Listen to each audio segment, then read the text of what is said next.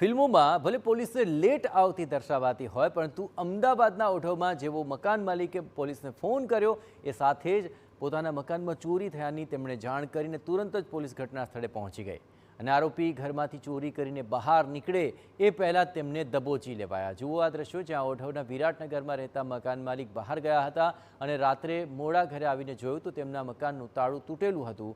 હજુ પણ ચોર ઘરની અંદર જ હતા ત્યારે મકાન માલિકે તાત્કાલિક પોલીસને ફોન પર જાણ કરીને પોલીસે આવીને તેમાંથી એક આરોપીને ઝડપી લીધો।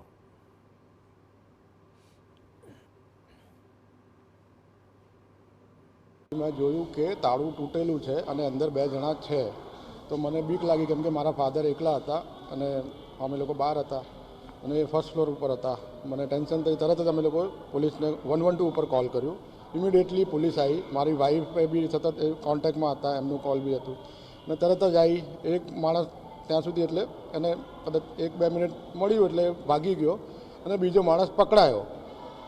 એના પછી એને બધું જે બી વસ્તુ એના જોડેથી મળી એ જોઈ લીધું અને મારા ફાધર બી સેફ રહ્યા। એમ અમે લોકો બહુ સેટિસ્ફાઈડ છીએ ઓઢવ પોલીસથી।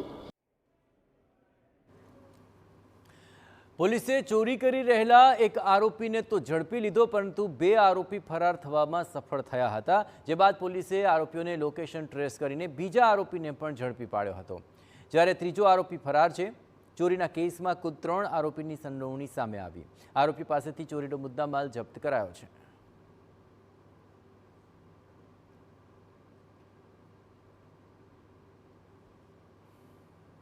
મેં જોયું કે તાળું તૂટેલું છે અને અંદર બે જણા છે તો મને બીક લાગી કેમ કે મારા ફાધર એકલા હતા અને અમે લોકો બહાર હતા અને એ ફર્સ્ટ ફ્લોર ઉપર હતા।